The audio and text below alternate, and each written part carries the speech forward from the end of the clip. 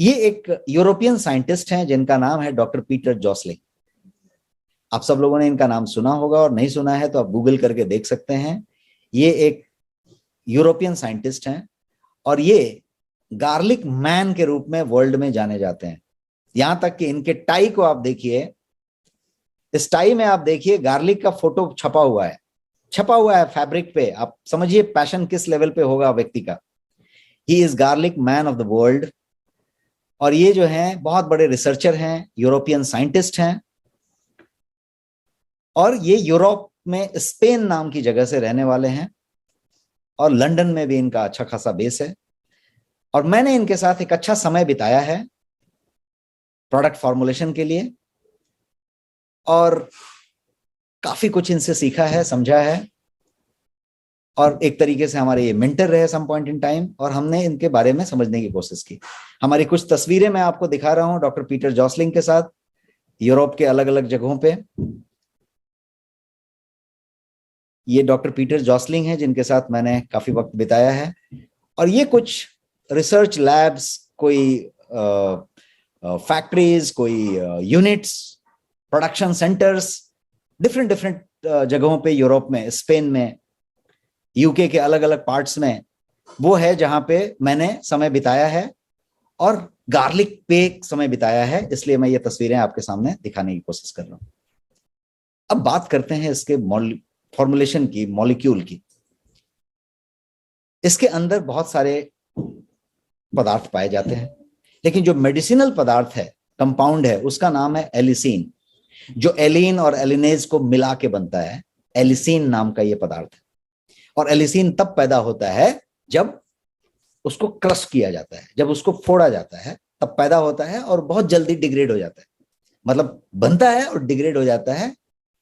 इसीलिए आप देखिए पुराने समय से लेके अभी तक, मेरे पिताजी जब मैं बचपन में स्कूल में था तब से देखता हूं, लहसुन को छिल के 4 दाना रख के मुंह में डाल के कच-कच चबा के पानी पी लेते हैं। आपके घर में भी ऐसा होता होगा, लोग करते होंगे।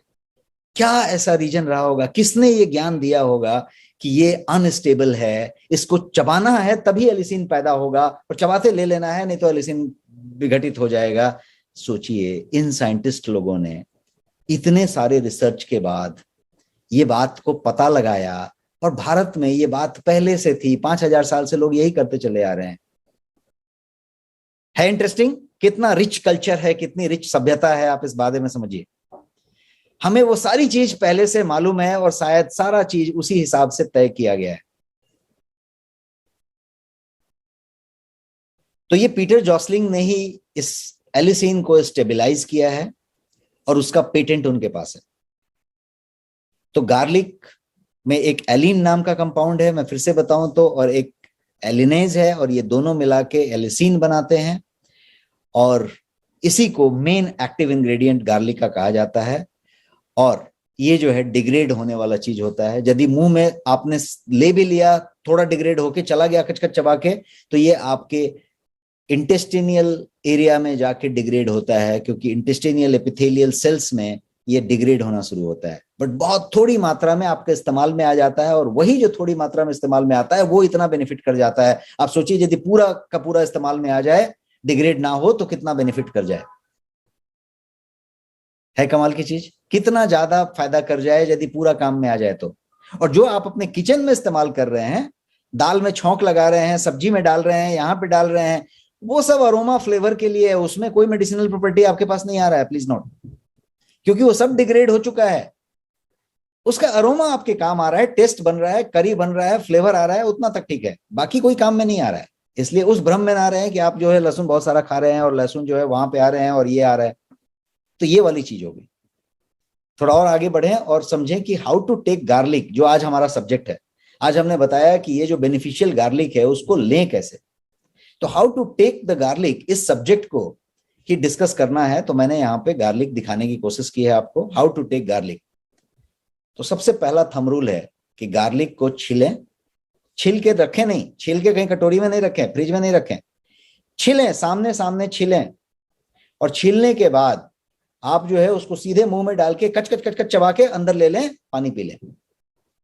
और आपको जान के ताजुब होगा कि मैंने स्पेन में, लंदन में ऐसी शॉप्स देखी आप इंटरनेट पे गूगल करेंगे तो शायद आपको मिल जाएंगे ऐसे शॉप्स, देखे जो हमारे यहाँ के टी स्टॉल जैसे हैं, वहां पे काउंटर बना हुआ है, उसमें 2-4 गर्ल्स खड़ी हैं, सर पे वो एप्रन वगैरह प्रॉपर पहन के, सर पे कैप लगा के ताकि कोई बाल वाल कहीं पे ना आए, ग्लव्स पहने हैं, और उनका काम है कि वो हाथ में ही एक ब्लेड जैसी चीज लगी है और वो गार्लिक को पिल कर रहे हैं। पिल्ड गार्लिक को एक छोटा सा प्लेट में रखते हैं।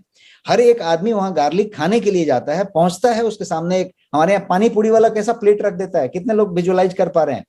पानी पूरी वाले के पास आप जाते हैं तो पानी पूरी वाला क्या करता है, आपको एक पहले प्लेट पकड़ाता है, ये सुनो। उस दुकान में जब आप जाते हैं वहां पे, तो वो सामने आपके वो प्लेट रखता है और उस प्लेट में छील के रखना शुरू कर देते हैं। 4 रख दिया, आपने उठा के खा लिया, और वहां पे डिस्पोजेबल कोई लिक्विड रखा है उन्होंने, आपने पी लिया और चले गए पैसा देके। This is what they do officially. वहां भी पहले से काट के रख के सर्व नहीं किया हुआ है, पैकेज्ड प्रोडक्ट नहीं दिया है। क्यों? क्योंकि उनको पता है, जो हमें 5000 साल पहले पता था कि ये डिग्रेड हो जाता है, इसको पहले से छील के नहीं रखने का। तो ये जो है इस तरीके से खाना चाहिए। तो कैसे खाना चाहिए? तो कच कच कच कच चबा के खा जाना चाहिए। कितना खाना चाहिए? अच्छी मात्रा में खाना चाहिए, क्योंकि उसी के अंदर डिग्रेड हो जाता है। तो डिग्रेड होके जो थोड़ा बचेगा उतना तो चाहिए जितना आपको चाहिए। तो ये इसके खाने का प्रकार हुआ, खाने का सही तरीका हुआ। एवरी 100 ग्राम की यदि बात की जाए गार्लिक में, तो वो क्लोज टू अबाउट 150 कैलोरी का आपको वो जो है कैलोरी सर्व करता है। उसके अंदर 33 ग्राम जो है, 33 ग्राम कार्ब होता है, कार्बोहाइड्रेट जिसको कहते हैं आप। करीब 6.5 ग्राम उसके अंदर प्रोटीन होता है। मैं 100 ग्राम की बात कर रहा हूं गार्लिक की। और गार्लिक जो है vitamin B1, B2, B3, B6, folate की बात करें, आप विटामिन सी की बात करें, कैल्शियम की बात करें, आयरन की बात करें, आप मैग्नीशियम की बात करें, मैग्नीज की बात करें, फॉस्फोरस की बात करें, पोटेशियम, सोडियम, जिंक, इन सब चीजों से पूरी तरीके से परिपूर्ण है। अब आप सोचिए एक छोटा सा चीज, अब आप समझ पा रहे होंगे कि 5000 साल पहले से इसकी इतनी गुणगान क्यों है।